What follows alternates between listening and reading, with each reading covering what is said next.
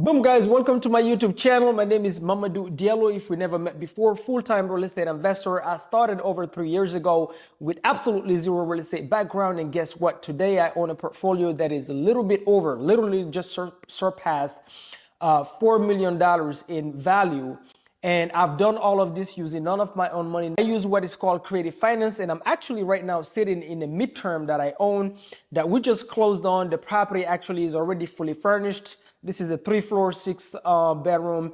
Literally just went live as a roomy rental. This is a property where it's a luxury roomy rental, pad split. If you don't know what pad split is, you should check them out. It's a platform almost like Airbnb, but they provide affordable housing for low-income tenants. Basically, you rent it by the room, and it just went live today, and we already got bookings. And I got a question in my DMs that I thought, you know what, let me make a video and answer it. The question is, Mamadou, why do you always talk about midterms and Airbnbs and short-term and pad split, but not regular rentals? Is there a reason why you don't do regular rentals? Well, here's the reason. The reason is I've tried it. I've tried it, and I found out that it's absolutely not worth my time to deal with toilet leaks, headaches for $400 a month.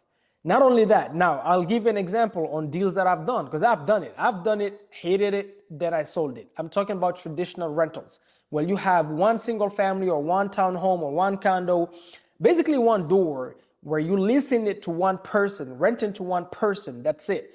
And on average, most traditional rentals, whether you are a traditional investor where you buy, the people that do a lot of the BRRRR method. The BRRRR method is when you buy a property, you renovate it, you rent it, you refinance it, then you repeat. Right? That's the traditional way. A lot of people do that. Bigger Pockets made it popular.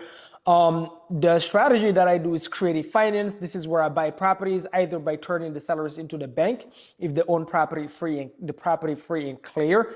Give them a down payment, turn them into the bank, make them monthly payments, right? So nobody checks my credit, no credentials, nobody asks me for my pay stubs.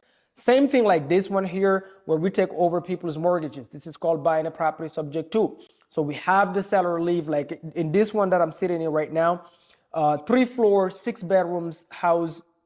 This property is gonna bring on average $7,600 per month. This one, the way we acquired it is the seller had it listed on the market, couldn't sell it with the real estate agent. So we told the seller, hey, listen, why don't you just leave your existing FHA loan in place in your name, and we'll take over the monthly payments and we'll keep making those payments. This is called buying a property subject to, right?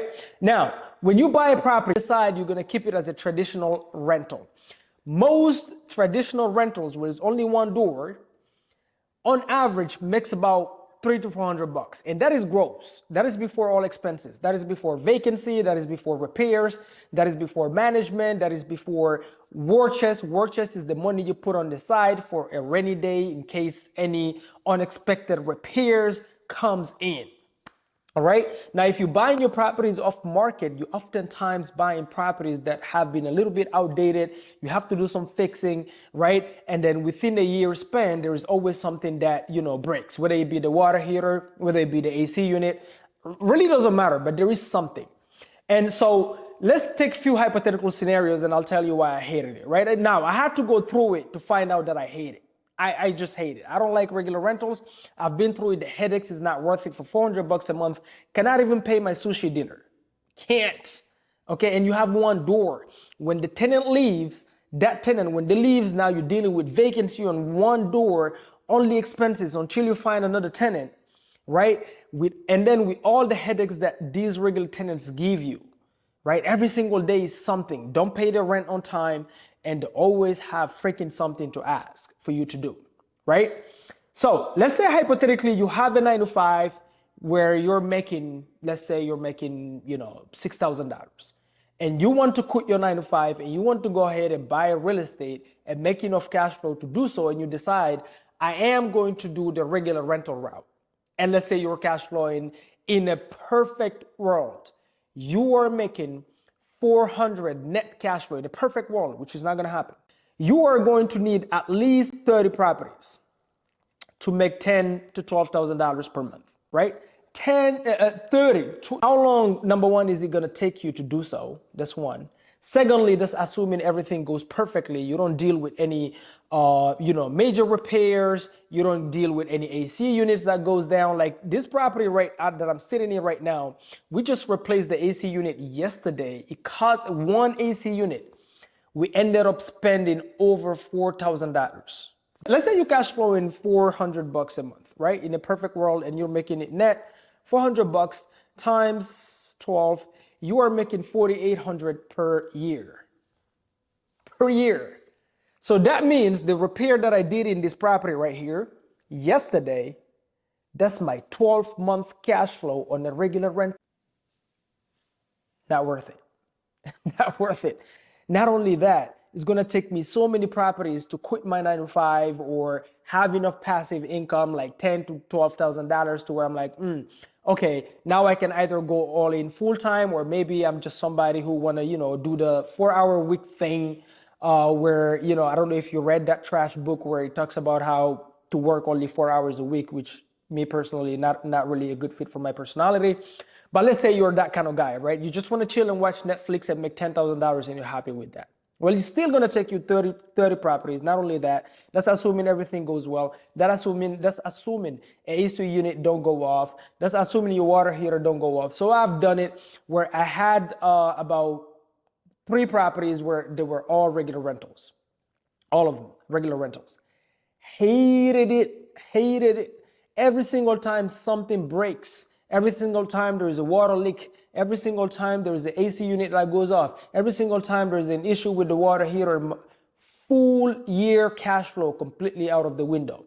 And that's assuming that when you buy it, you are able to keep it for 12 months without anything breaking, which is unlikely, because if you're getting your properties off market, typically you buy in these properties and they need some work, they're a little bit outdated, whatever the case may be, they're not brand new. So you may have to fix something, right? Even if it's to change the carpet. So that's assuming everything goes well in a perfect world for 12 months and you don't fix anything. Boom. 12 months, any repairs, 12 months out of the window, right? So I sat down and I'm like, man, why am I dealing with this? On top of that, the tenants always paying late, always complaining. There's always something wrong. There's always sweet stories as to why they cannot pay on time. Why do they pay? Now, don't come to me in the comments saying, hey, you should vet them properly. We have a very strict vetting process. It's not the point. The point is, out of 5 tenants, you'll still have 1 or 2 that will still give you headaches. Doesn't matter how good it's just what it is. Now I see where tired landlords come from, right? Management, so if you're making 400 bucks, you have to deduct all these things. You have to deduct management fees, war chest to put on the side in case something breaks. You have to, obviously you have the mortgage. So after all expenses, with everything, like, it's not worth the headache. Plus, you need so many properties to be able to quit your 9 to 5 or have enough cash flow to where you can feel like you're making some passive income to do whatever you want to do, whether it be traveling or just going all in full time to do other stuff. But at least you have the time freedom, because that's the goal, right? Time freedom, because there's no such thing as pure passive income, like literally passive the way people think about it, meaning you don't have to do anything. You're just chilling. You can go to Puerto Rico and sip pina coladas all day. Not going to happen.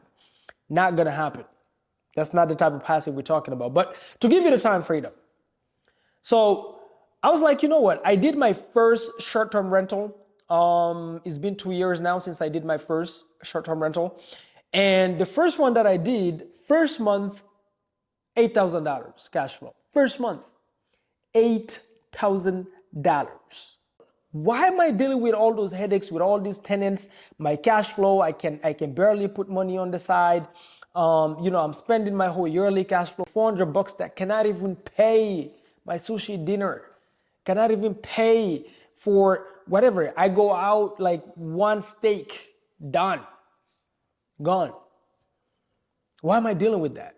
Because after all expenses, at $8,000, after all expenses, I'm cash flowing, let's say worst case scenario, guys, let's say I'm cash flowing 900 bucks net. Let's say. Still, that's still way better than 400 bucks cash flow per month. Those asking in my DMs why I don't do regular rentals. I don't do regular rentals because I feel like not only it takes so many properties. So with the midterms, when I started, when I did my first property, I'm like, all I need is 3. If I just wanted to quit my 9 to 5 and I'm the type of person that is satisfied with that, which I'm not, but let's say I am that lazy person that is just looking for $2,000 a month and go chill and travel, right? Done. 3 midterms where I'm on average cash flowing $5, $7, $8, $11,000. After all my expenses, my net is maybe between $2,000 to $3,000, maybe $1,000. With 3 properties, let's say I'm making, I don't know, 15,000, right? Or 4 properties. At least you can take your number of properties that you're gonna need for your time freedom from 30 properties. If you're doing regular rentals, you can take it down to, let's say, 5 properties, right? And you have enough cash flow to where you have absolute time freedom to do whatever you like to do full time. To do whatever you like to do full time. So that's the reason why I don't do regular rentals for those asking. If you got any value out of this video, guys, give it a thumbs up, like and subscribe, and so that you don't miss out when I put out new content. And I'll see you on the next video. Until then, stay bold and be bold. Boom, boom, boom.